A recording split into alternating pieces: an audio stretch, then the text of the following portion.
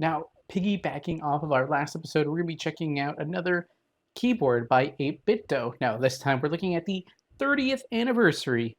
And if you take a look here, you might know exactly what it is. Well, odds are you probably didn't. It didn't sell as well over here in the States, and even the color scheme is something that is from overseas. Now, it does say 1994, 11/22. Now, this is when the Sega Saturn launched. I assume in Japan because it's a, kind of a Japanese color scheme. This is the 30th anniversary, and let's check it out. Now, there's going to be quite a bit in this box, and in fact, this box does not come with most iterations of said keyboard. Now, remember last time we did open up the Xbox edition and everything that came within that, and there really wasn't all that much. It had the big button thing going on, which is interesting, although I personally have not found a super use for them as of yet.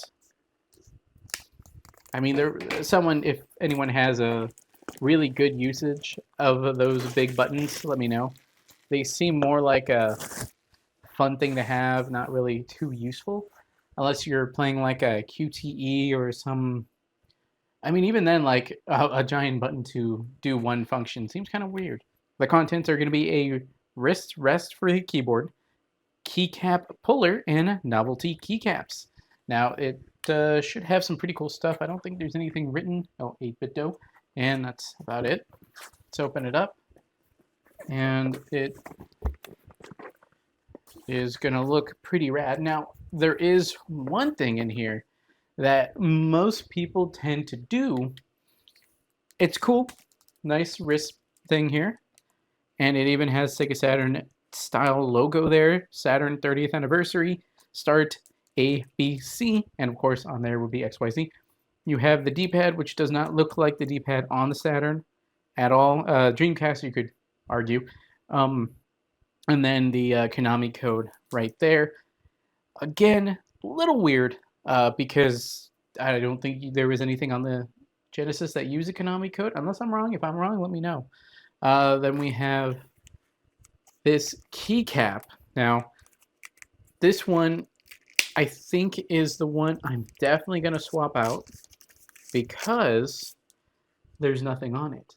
Now, when we get to the actual keyboard, you're going to see a number written on there, which I believe is either going to be the same date that's written on here, or it's going to be the serial number because there was only 1994 of these created.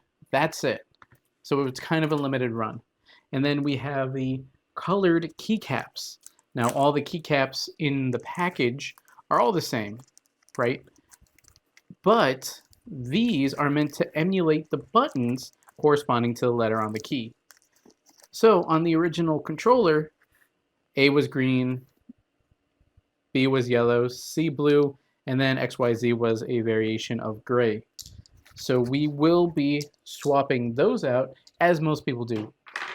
It's a little weird that they didn't have that stock, although I could see some people maybe going, well, I don't want to get these dirty, so I'll just not use them yet. Maybe that's the case.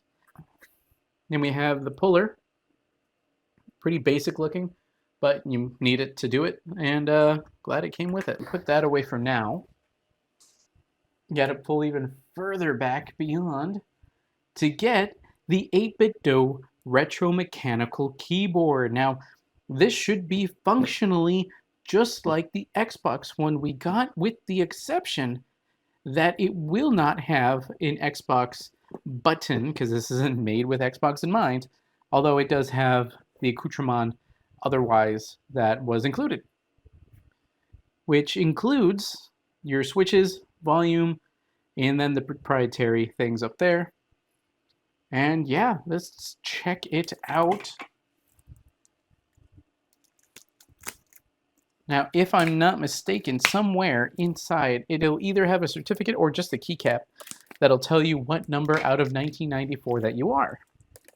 Again, this was a limited run, still on the website as of time of recording at the very least. This is a relatively new product, and let's take a look at what comes with it compared to what came with the Xbox One. got the keyboard, of course that's going to be the same. 2.4G adapter, that's also going to be the same. A dual super buttons, as are those giant buttons, cool. Cable and manual, okay. The Xbox version had a circle here that just said designed with Xbox, and it had the button on the actual keyboard. And also came with a free month of Game Pass, which isn't going to be an issue here. Looking at the side, have the keyboard itself, the super buttons. Let's see, the Xbox One apparently had RGB backlight, which was talked about on the side of the box. This one does not. This one only has 87 keycaps, which the other one did not mention. I'm actually looking at the other box slightly off screen. PBT keycaps. The other one used ABS, so that actually is different. Hot swappable, that does retain to be the same. 2.4G, Bluetooth and USB, that's the same. Mechanical switches, that's the same. Programmable buttons, also the same. So programmable keys, also the same. Now, this is the model number 85HE, whereas the Xbox One was 85HD. Now, how much of a difference there's going to be in utilization, I'm not going to be able to tell you now. And I do enjoy their minimalistic kind of packaging. Let's open it up and take a look.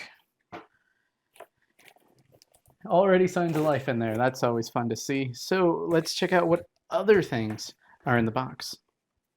We have the certificate.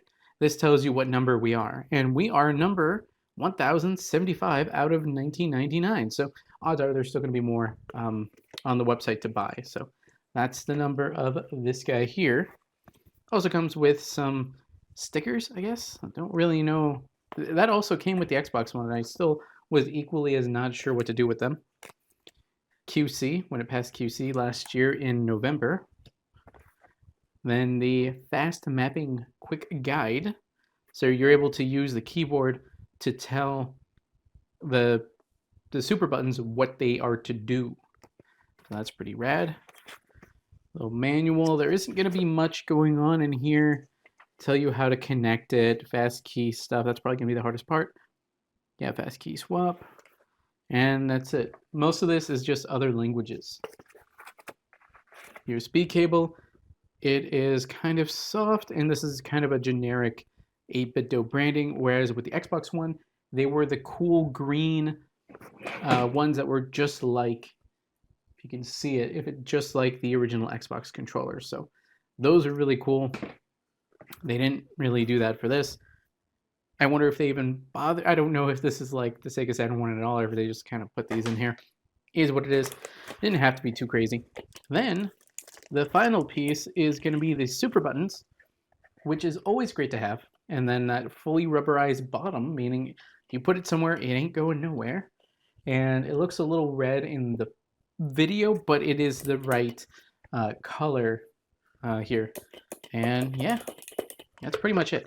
I don't know what to use this for as of yet, so same with the Xbox One. It's going to be staying in here until I find that one weird case to use it for, and I'll do it that way. I would have preferred actually like a controller, like a full-on controller, but you can find, especially nowadays, you can find plenty of Sega Saturn Genesis style controllers with the right color scheme, even from 8BitDo and Retrobit. So both companies do have offerings that are pretty rad. Wish they didn't do it this way because I have to sit it on the keys, but I guess it's not that big a deal. Came off way easier. And here is the keyboard itself, which once again is that same form factor that omits the keypad, the numpad. It does not have that. Bluetooth to turn on, so let's turn that off. And you have your volume rocker here. And it does have increments, so it's not like a full-on dial where it just keeps going endlessly. So it does have a click to each one, 50% right there, I'm going to assume. You have your connection buttons. You have an LED light, which really sticks out. Like look how far that sticks out. That's a lot. But yeah, no, that's pretty rad. Okay, I was a little worried with the other keyboard the fact that on my table here, there's some give, although now that I think about it, I have that keyboard on the other table, and that's the one I'm using now on my PC, and it's not moving at all. So this table is just kind of uneven. Not a big deal. Kind of expected that. It's just a cheap plastic table. And yeah, no. Retro keyboard. The K is that Sega Saturn logo, so that's really rad. It has that color scheme, and it does, in fact, have the serial number of the number 1075 out of 1994. So I will be taking that off and swapping it with the plain one, just so that, you know, when you're using a keyboard, or at least when I do, you're pressing them a lot, with especially with the oils of your fingers, and you're hitting the space bar. The space bar where I would be hitting it most would be right there, and it's going to eventually wear that off. So I'm going to swap it out for the generic one that's still the right color, and it's not going to matter once that happens. Now, I want to keep that nice, and going against what I just said, I'm probably still going to swap out these for these, just so you have a little bit more variation in color. And I'm now realizing how close some of these are on the keyboard. Let's see. It's a little bit of flavor doing it that way, but I now notice like how close those are, like when you're actually typing, like that's how they're going to be looking. And I mean, it does look really nice. Now I like the kind of retro color gradient that it has, because it's what it had before, but it also feels like an older PC thing when you do it like this. And I think it looks really cool that way. D-pad, they decided to do this way. Xbox, they also did that way, but they used the colors of the face buttons, which I think does make it look a little more aesthetically pleasing than just using a darker gray. Using the A, B buttons here, same thing they did with the other one. So that's also basically the same. I don't think there's any other real differences here. The Xbox One is a clear green, whereas this one is obviously that plastic look to it, and I think it looks great. Personally, I probably will not be using this one too much because I want to keep it in pristine condition, whereas the Xbox One is available on Amazon and 8BitDo's website, and you can just get another one if it breaks. If this one breaks, this was a limited run out of 1994, so we're already past halfway point. If in fact that's the number where I was when I bought it, maybe it was random, I don't know, but here it is. Well guys, that's it for the 8BitDo Retro Keyboard Saturn 30th Anniversary Limited Edition.